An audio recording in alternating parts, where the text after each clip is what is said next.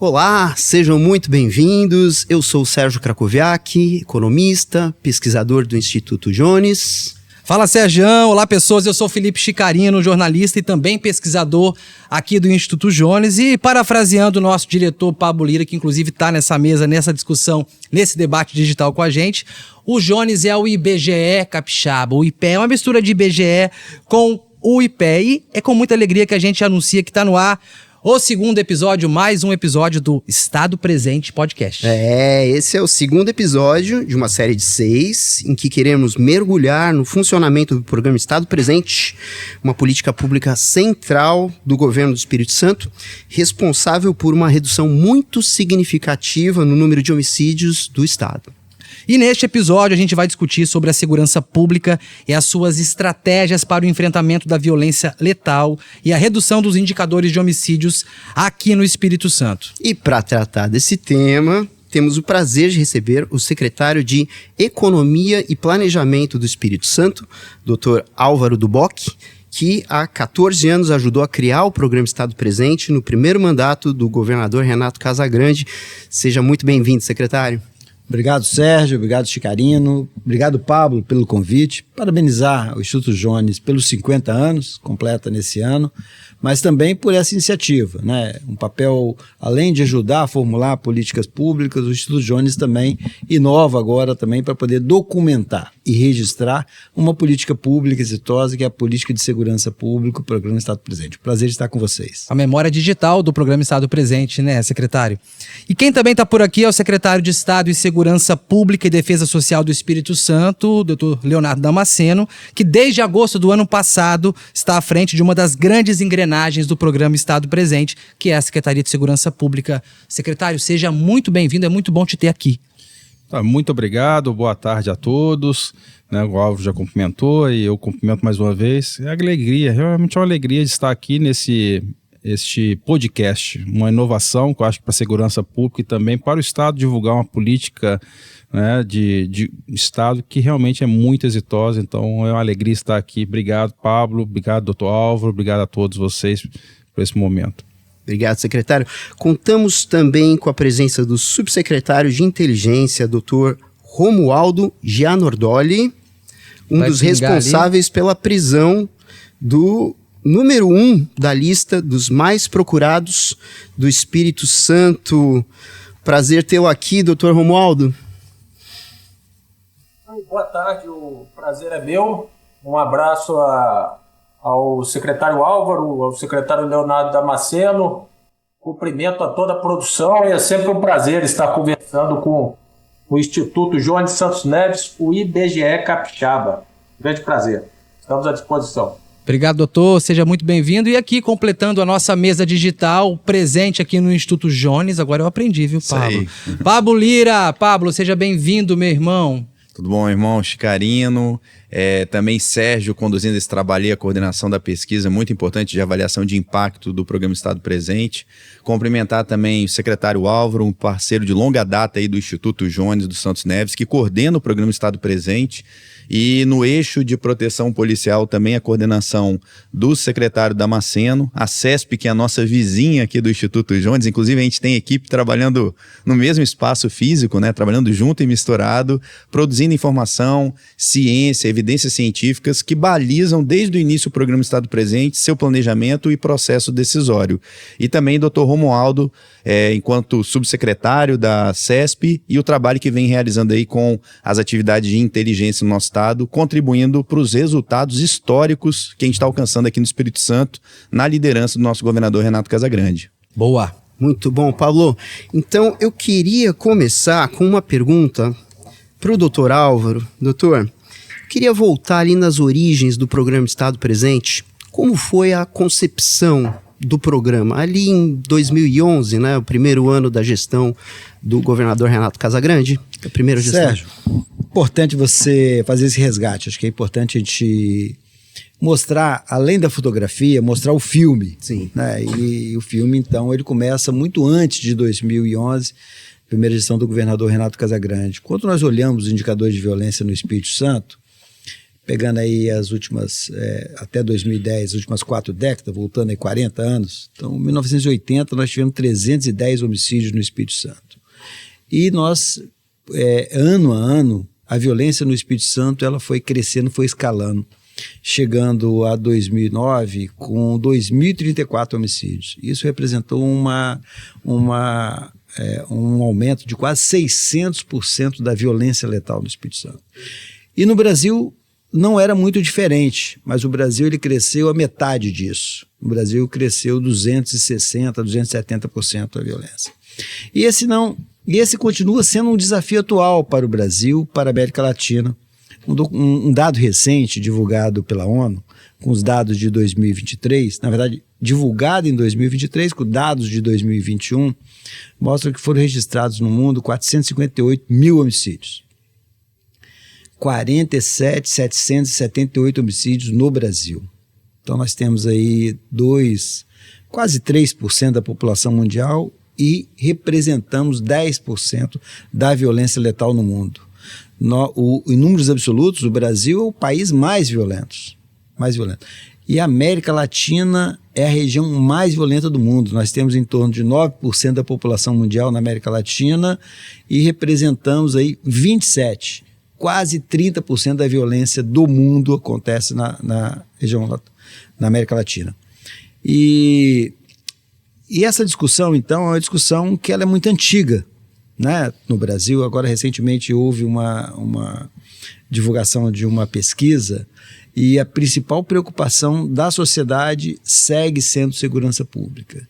E quando nós acompanhamos os debates sobre segurança pública, o debate sobre segurança pública é sempre mais do mesmo. Então, nós precisamos de mais policiais, nós precisamos de mais viaturas, nós precisamos de mais armas, nós precisamos de endurecer a lei penal. E, de fato, isso é importante também, mas não é só isso. E foi a partir disso que o governador Renato Casagrande, em 2011, decidiu implementar um programa que olha a segurança pública sob outra perspectiva. Olha a segurança pública como um instrumento para poder resolver um problema social. Qual é o problema social? Qual é o fenômeno social? É a violência. E a violência, ela não ocorre de forma homogênea em todo o território, então é preciso ter um olhar regional, olhar cada município, cada bairro, porque o comportamento é diferente. A violência que ocorre na Praia do Canto é diferente da violência que ocorre num bairro mais distante, é diferente da violência que ocorre em Mucurici. Então é preciso que a gente consiga compreender a partir de dados, de análise de dados. O Instituto Jones nos ajuda muito nisso, mas é um trabalho liderado pela Secretaria de Segurança Pública para a gente compreender a dinâmica da violência em cada região. Então foi essa a ideia que o governador Renato Casagrande, em 2010, a partir de dados, começamos a olhar e dividimos o programa inicialmente em 2 eixos. Um eixo para poder fortalecer o sistema de justiça criminal. Significa a gente qualificar melhor as nossas polícias, ampliar o nosso efetivo policial, integrar as forças de segurança, polícia militar, polícia civil, mas integrar todo o sistema de justiça criminal, desde o sistema prisional até o Poder Judiciário. Mas olhar também o outro lado, que é o lado da prevenção, é o lado que vai dar sustentabilidade à política, é olhar quais são as vulnerabilidades, quais são os grupos que estão em risco em cada território e implementar políticas de acesso à informação, de qualificação, de potencializar as habilidades do jovem, de proteção da juventude, e é isso que nós fazemos, então, nos 2 eixos do programa instituído pelo governador Renato Casagrande em 2011, o eixo de proteção social, cuidando do sistema de justiça criminal, e o eixo de proteção social, dando sustentabilidade da política, levando oportunidade para a sociedade, para Capixaba. Naquele contexto, secretário, os municípios que foram escolhidos para serem contemplados com o programa eram municípios que tinham, vamos dizer assim, indicadores de homicídio mais alarmantes? Nós olhamos então os últimos 5 anos e identificamos, o Espírito Santo tem 78 municípios, e identificamos que 74% dos homicídios que ocorreram no Espírito Santo, nos 5 anos anteriores, eles ocorreram em 10 municípios. né? E quando nós olhamos para dentro desses municípios, nós identificamos 46 bairros ou grupos de bairros. Então nós sabíamos, então assim, a violência ela tem endereço, ela tem horário, ela tem perfil. Então a partir disso, nós estruturamos políticas para essas áreas. Vou dar um exemplo nessa área de proteção social. Vou deixar o secretário de Segurança Pública falar mais sobre a estratégia do sistema de justiça criminal. Mas na área de proteção social, um dos grandes fatores que a literatura aponta com relação à violência é a situação da vulnerabilidade do jovem. Nos bairros mais carentes, mais periféricos, os pais saem para trabalhar, os jovens ficam muitas das vezes estudam pela manhã ou à tarde e durante o período da tarde ou da manhã, o período do dia, ficam na rua, no bairro, brincando com seus colegas. Esse jovem, geralmente, é um jovem que está vulnerável e que acaba sendo captado ou forçado a integrar a esses grupos que se beneficiam do comércio ilícito de entorpecentes. Então, nós não tínhamos escolas em tempo integral. O governador Renato Casagrande inicia, então, no primeiro mandato, a escola em tempo integral. E quando o governador retorna, em 2019, nós tínhamos 32 escolas em tempo integral do Espírito Santo. Hoje nós temos 214 escolas em tempo integral. Isso representa 70% da nossa rede. Então, ter um local seguro para que o jovem possa permanecer e ali sim gerar oportunidade para esse jovem é uma das estratégias do eixo de proteção social para que a gente possa potencializar as habilidades dessa juventude para que ela tenha oportunidade e se desvie da criminalidade dos bairros onde elas vivem. Muito bom, muito bom. Então, secretários, eu gostaria de focar nesse episódio aqui o eixo de proteção policial, né? E aí, nas minhas pesquisas, o que eu notei é que parece que existem dois modelos de segurança pública. Um que faz uma repressão violenta, que é reativo ao crime, né?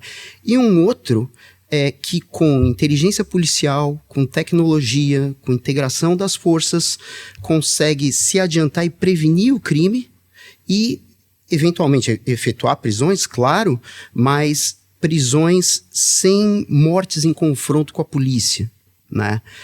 E esse seria o modelo que é seguido aqui no Espírito Santo. Eu queria que os senhores falassem um pouco mais sobre o que é repressão qualificada e quais são os instrumentos de inteligência policial, de tecnologia e de integração das forças que nós estamos utilizando no Espírito Santo. Ótimo. Vou falar 2 pontos e vou deixar o secretário de Segurança Pública de discorrer sobre o restante. Primeiro, o seguinte: quando nós chegamos e nós identificamos o seguinte, tem um relatório do Ministério da Justiça, Conselho Nacional de Justiça e Conselho Nacional do Ministério Público, que eles fizeram um levantamento sobre homicídios não esclarecidos. Esse relatório é de 2011, ou seja, no início do programa Estado Presente, de 2011, mas reportando homicídios que ocorreram até 2007. Então, esse relatório aponta que tinham, em 2011, 134 mil homicídios sem resultado, sem esclarecimento no Brasil, né? E desses 134 mil homicídios, 16 mil estavam no Espírito Santo. Ou seja, o Espírito Santo tem 2% da população brasileira e nós tínhamos mais de 10% dos homicídios não esclarecidos. Então estava muito claro que nós precisávamos avançar para poder reduzir a impunidade, sobretudo dos crimes violentos, sobretudo dos homicídios. E a partir daí nós definimos o seguinte: não dá para a Polícia Civil fazer só o papel dela descolado do papel preventivo da Polícia Militar. Nós precisamos que essas duas agências trabalhem de forma integrada. Então nós definimos áreas integradas de segurança pública, são 20 áreas integradas de segurança pública no Estado, onde eu tenho a Polícia Militar, um responsável da Polícia Militar, um comandante da Polícia Militar e um delegado da Polícia Civil. Esses dois indivíduos eles são responsáveis pelos resultados mês a mês da sua região. Com isso, nós avançamos. 2011, por exemplo, nós tivemos 2010, 1.845 homicídios, se não me engano o número é esse, e conseguimos prender 810 homicidas.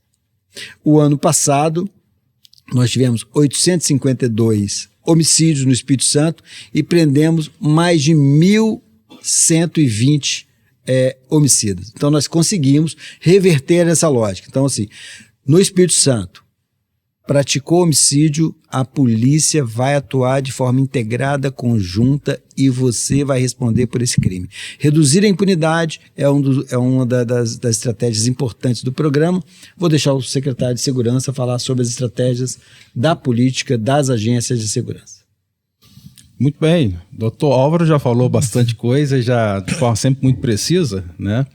Mas, respondendo aos questionamentos, é uma estratégia, o preventivo e o repressivo funcionam dentro da estratégia de também prevenir, em geral, a criminalidade. Então, quando a gente trata de homicídios, a repressão, ou seja, o combate à impunidade, a resolutividade de investigações e levar aquele indivíduo a responder por aquilo, também é uma estratégia, como mencionou o doutor Álvaro, muito importante para que a gente consiga evitar que crimes aconteçam, sabendo da punibilidade, da efetividade daquela punição pelo crime cometido. Então, é uma estratégia, para nós, muito relevante. Por isso que também boa parte das estratégias do programa Estado Presente são investimentos para qualificar também as investigações, para que a gente também acompanhamento de todas as investigações e a cobrança dos resultados dessas investigações. Essa interação que o doutor Álvaro mencionou, em linhas gerais, a gente tem regiões integradas, regiões macro, né?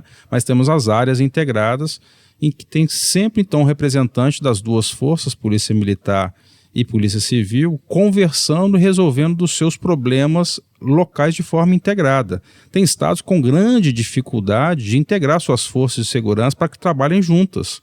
Ou seja, a corresponsabilidade pelo problema da segurança pública, né, tem que ser visto pelas forças de segurança e estados que invejam a gente exatamente porque nós atingimos um nível de maturidade das instituições que outros estados não têm. E isso dificulta para eles e para nós cria uma facilidade, porque quando acontece um homicídio, este problema passa a ser um problema de todas as agências de segurança pública, né? Então todos começam a trabalhar de forma muito intensa para obter dados e informações para que a gente leve aquele indivíduo a responder por aquele crime.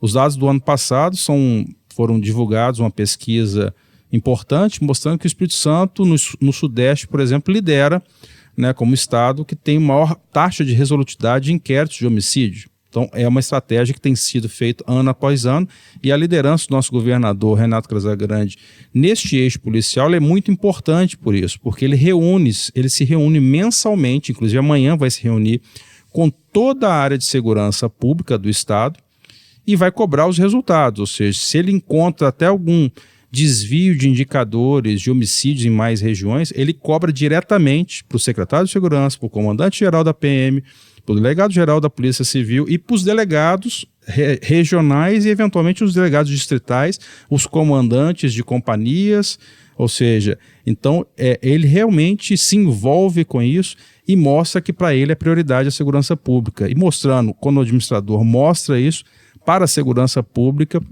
também para todos os operadores de segurança pública, também passa a ser uma prioridade número 1, né?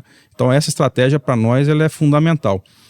Entrando na questão de qualificar a investigação, tem um investimento também que é importante mencionar. O governador Casagrande criou, né, pouco mais de um ano e poucos meses, a Polícia Científica aqui no Estado do Espírito Santo, que é um desmembramento da Polícia Civil, que entra também dentro dessa estratégia, ou seja, nós produzirmos provas cada vez mais qualificadas, mais técnicas, significa fazer grandes investimentos em tecnologia, grandes investimentos realmente na qualificação da prova técnica, para que a gente tenha inquéritos de homicídio cada vez mais qualificados para que entregue para o Poder Judiciário, para o Ministério Público, um produto da segurança pública muito mais qualificado.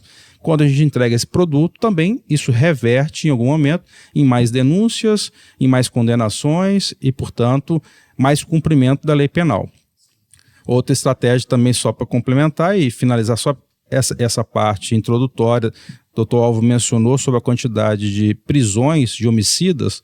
Um dos focos estratégicos do programa Estado Presente, ele tem 3 focos talvez estratégicos mais relevantes, que são as prisões qualificadas, né, a apreensão de arma de fogo, já que 78% dos homicídios do ano passado foram cometidos por arma de fogo, né, e as operações integradas das forças de segurança. Já falei da integração, as armas de fogo também é uma estratégia importante, mas as prisões qualificadas.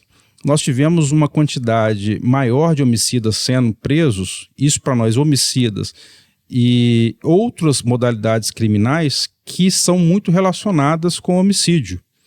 Por exemplo, 75% a 78%, às vezes varia, 48%, 45%, 50% dos homicídios são vinculados ao tráfico de drogas.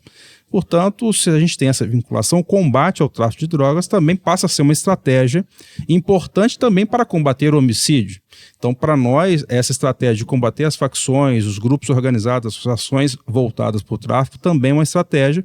Então, tudo isso se soma, né? Não é uma estratégia única, é uma estratégia complexa, mas cada ação gera um acúmulo de resultados positivos e a gente vai somando isso. Então, as prisões de homicidas, este ano também, a gente já começou esse ano com mais prisões que homicídios cometidos, ou seja, a gente tem que fazer valer a lei penal. Muitos desses indivíduos se reiteram na conduta deletiva, cometem mais crimes, né, mais homicídios e vão cometendo outros homicídios enquanto eles não são presos. Então, portanto, é uma estratégia vencedora. Então, tem várias estratégias, mas essas aí são importantes na parte repressiva. Na parte preventiva, que você mencionou também no seu questionamento, sobre a estratégia também de evitar que o crime aconteça por fora, além propriamente da repressão, a gente estar hoje no Instituto Jones é um pedaço dessa estratégia. Por quê? Porque falar em policiamento ostensivo é falar em organizar esse serviço que é prestado à sociedade baseado em fatos, em dados reais, em dados de criminalidade, como o doutor Álvaro falou, quando a construção do programa levou em consideração as áreas onde acontece a maioria dos homicídios. Então, a distribuição do efetivo policial, que é um efetivo, em nenhum lugar do mundo a gente tem condições de colocar um efetivo para cobrir todos os espaços públicos que existem, a gente tem que direcionar esses recursos para os locais, baseado, portanto, em dados concretos da mancha criminal, e o Instituto Jones cumpre esse papel para nós muito importante da gente conseguir analisar esses dados e fazer isso. Então, o papel hoje do gestor de segurança pública é muito complexo. Na área de policiamento preventivo, é fundamental basear suas decisões em dados concretos. Deixa eu trazer o Dr. Romualdo aqui para a prosa, que vocês falaram, né, da importância de não só investigar, como prender os homicidas, os responsáveis pelos homicídios. Aconteceu algo engraçado, eu vou justificar por quê, porque durante 18 anos de jornalismo eu nunca vi o que eu vi recentemente, a imprensa suitar, voltar a discutir um assunto da prisão de um homicida, que aconteceu agora. Fez um ano recentemente, dia 7 ou dia 8 de março, que o Marujo foi preso. E eu acho que é um case, é uma situação que ilustra tudo que vocês estão falando aqui. Queria trazer o Dr. Romualdo aí. Romualdo, doutor, traz pra gente aí uns bastidores dessa prisão do Marujo, como que a inteligência, como trabalhar com planejamento, né? Como que isso fez a diferença pra gente poder prender um dos bandidos, o bandido mais procurado do Espírito Santo. O número 1. Pepe, acontece, eu já teve matéria de um ano, né? A gente já deu vários bastidores. Eu acho que quase tudo que tinha que ser falado, a não ser detalhes investigativos, já foram. Mas o importante, aí quando se fala de estratégias, realmente há estratégias bem claras no programa Estado Presente. E nós verificamos, primeiro no trabalho, que nós tínhamos que fazer prisões de líderes de organizações, coisas que realmente impactariam na guerra do tráfico. E um deles era o Marujo, é claro, ficou por muito tempo na lista dos mais procurados. Então era uma coisa que nos assolava. Sempre foi muito falado que ele era foragido, ele em determinadas situações teve enfrentamentos com o Estado, né, que ele mandou queimar ônibus e tudo mais, então realmente ele ficou, foi até, passou, a gente espera que não tenha um criminoso que fique tanto tempo como o mais procurado no Estado. Mas foi os investimentos em tecnologia que foram feitos. Nós usamos várias tecnologias nessa prisão.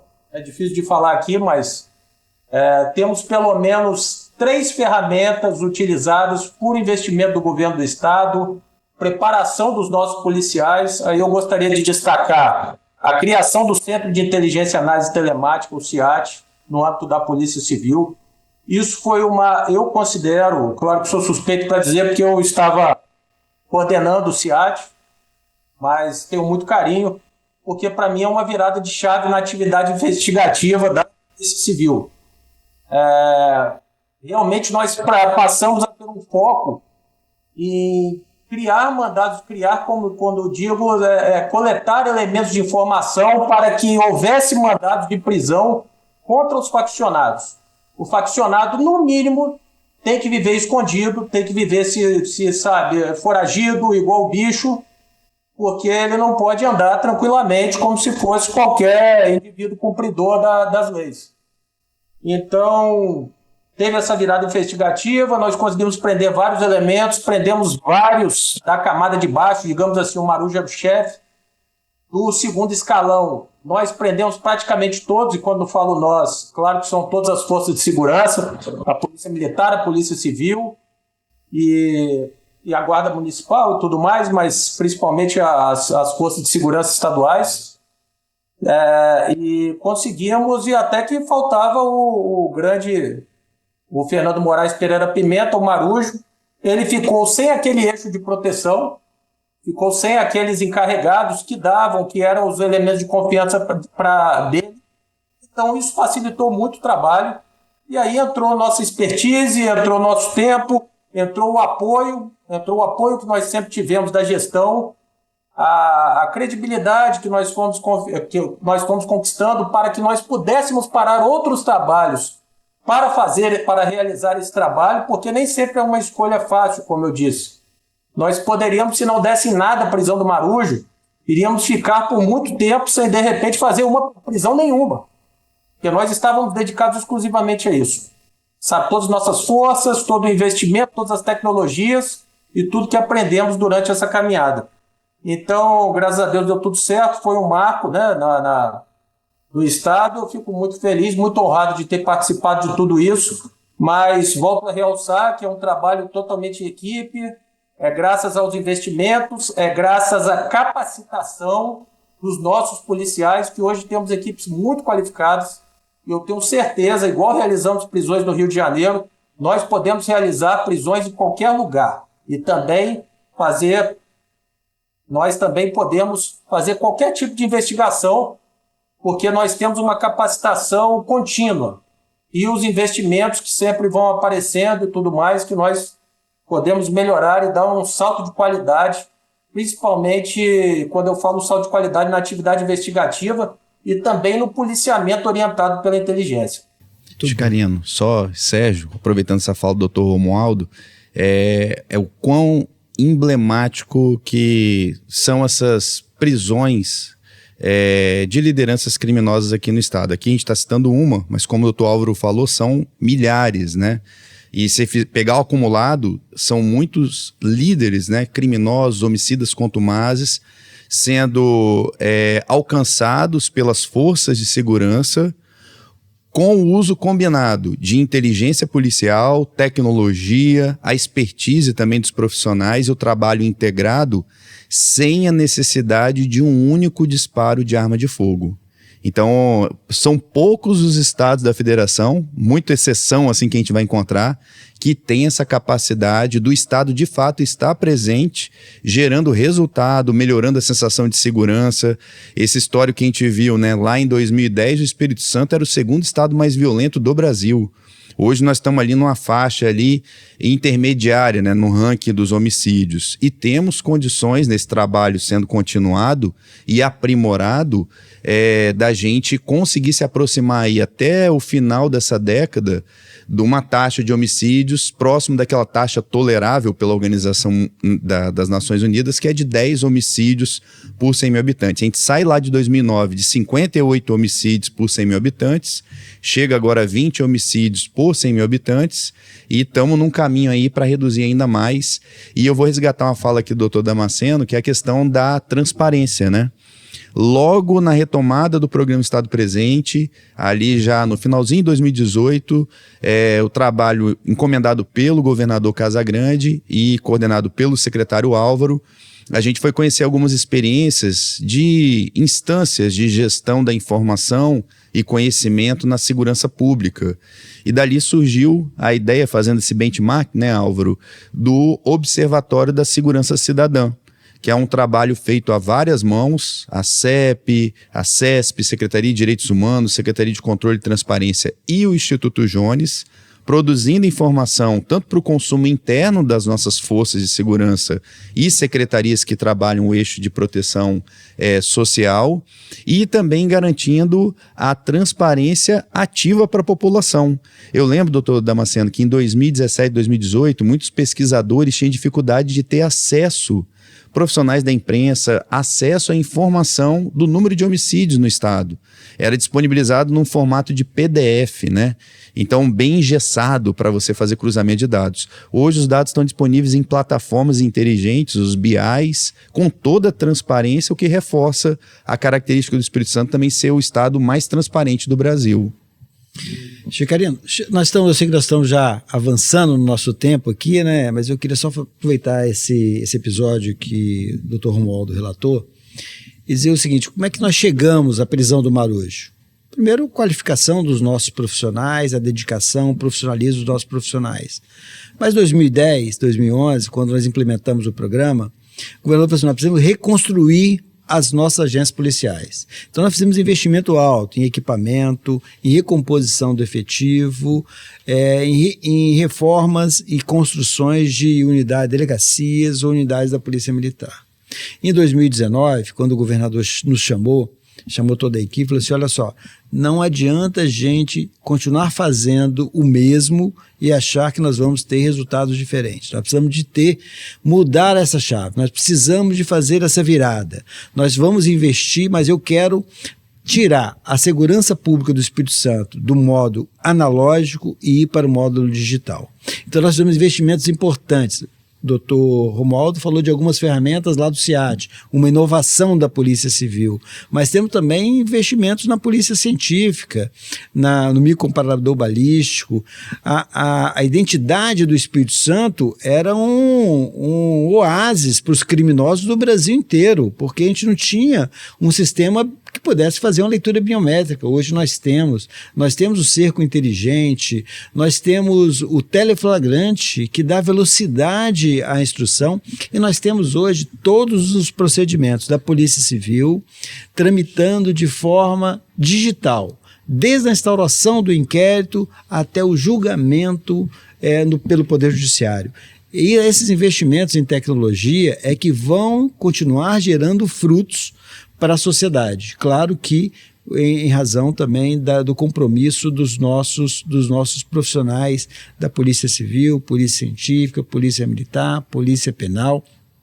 Os guardas municipais também têm um papel importante, mas essa foi a orientação do governador Renato Casagrande para a gente poder continuar avançando. Virar esse modo do analógico para uma segurança pública digital. E o cerco inteligente, ele hoje está equipado com equipamentos de identificação de veículos e também identificação facial, não é isso? É isso. E usa inteligência artificial. É isso. Na verdade, o mundo hoje, nós estamos saindo da era digital e nós estamos indo para a era da inteligência artificial, né?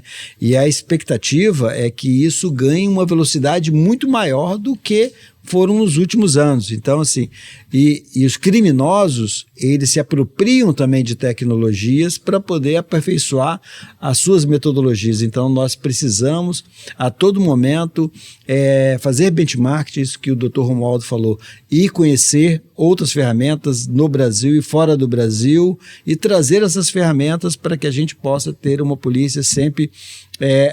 se a gente não conseguir estar à frente das organizações criminosas, mas nós vamos estar no calcanhar delas, e assim que elas botarem a cara para fora, nós vamos lá e pegamos esse camarada e vamos colocar ele para poder entregar para o Poder Judiciário para que ele cumpra as penas dos crimes às quais mesmo cometeu. se estiver escondido dentro de um bunker. Mesmo que estiver. É isso. E o criminoso tem que andar se escondendo mesmo, porque parece que até no sistema Transcol agora estão instalando câmeras com identificação facial, não é isso? Doutor Damasceno. Sim, a gente tem câmeras lá no Transcol, a gente fez uma parceria com a CEMOB para que a gente tivesse acesso direto a essas câmeras, né, para que a gente pudesse ampliar o uso da inteligência artificial, das tecnologias, né, fazer o reconhecimento facial também, mas assim, não é hoje a gente está tentando expandir isso, né, e o governador deve anunciar, ele já fez um anúncio do lançamento do projeto piloto. Em breve a gente vai fazer a expansão, porque o projeto tem sido bastante exitoso, já chegamos em poucas câmaras no momento, a gente chegou em praticamente 70 prisões, né, de criminosos que estavam foragidos. Então, para nós, realmente, o investimento na tecnologia é um dos grandes desafios hoje de continuar mantendo o programa Estado Presente com isso, ou seja, com grandes investimentos em tecnologia, transformação de uma segurança pública analógica para digital, empregar realmente todos esses recursos. O cerco inteligente para nós vai ser renovado, agora o Detran vai renovar a contratação para a gente ampliar ainda mais o cerco também. Ele é muito exitoso para as investigações, é exitoso também para a recuperação de veículos. Então, assim, são muitos investimentos. Hoje nós colocamos, o governador nos pediu e a gente colocou agora em viaturas, já colocamos 300 viaturas com câmeras, estão sendo instaladas câmeras em 300 viaturas da região metropolitana. Então, isso é mais câmeras que inclusive terão leitura de placa também. Então nosso cerco inteligente vai ser ampliado, agora vai ter móvel também, leitura de placa através das viaturas que estiverem circulando e fazendo policiamento. Então a gente vai ter também leitor biométrico em viaturas, 300 leitores biométricos. Então temos as bodycams que estamos com o projeto piloto e devemos ampliar este ano ainda. O governador já nos demandou para logo fazer essa licitação e contratação. Então são muitos investimentos que a gente faz, fora os investimentos na área de investigação, de inteligência, na polícia científica, na polícia militar, novos armamentos, viaturas, ou seja, o pacote completo. Investimos em infraestrutura, em tecnologia, em inteligência, em recursos humanos. O tratamento que o governador dá para os operadores de segurança também muito diferenciado sempre, né? São carreiras que estão com uma organização de recomposição salarial programada até o final do governo. Então veja a preocupação do governador também de atender a classe, ou seja, atender os policiais. Então é uma preocupação de múltiplos espectros dentro da área de segurança pública. É o servidor, é o recurso humano, é o recurso material, é a inteligência, é a tecnologia, é método, é a organização. Então este é o olhar para a segurança pública para a coisa funcionar e dar certo. Damasceno, isso que ele está falando resumindo, né, a gente está vivendo um momento do maior investimento público em segurança no estado do Espírito Santo. E isso é perceptível no dia a dia. Eu trabalhei durante 6 anos na Secretaria de Segurança Pública e desde 2007, 2008 eu dou aula nos cursos da Academia da Polícia Militar e da Academia da Polícia Civil. Você vai nesses ambientes, Sérgio, você percebe os policiais, né, fazendo os cursos de formação. Agora mesmo a gente estava com a turma com 42 delegados, novos delegados, que estão ingressando aí na Polícia Civil, contribuindo para a gente melhorar ainda mais esse indicador de resolutividade, que é o 5º melhor no Brasil. Também a formação nesses ambientes voltado para a tecnologia. Além desses recursos, né, cerco inteligente, reconhecimento facial, o investimento no Nota-E, as unidades, né?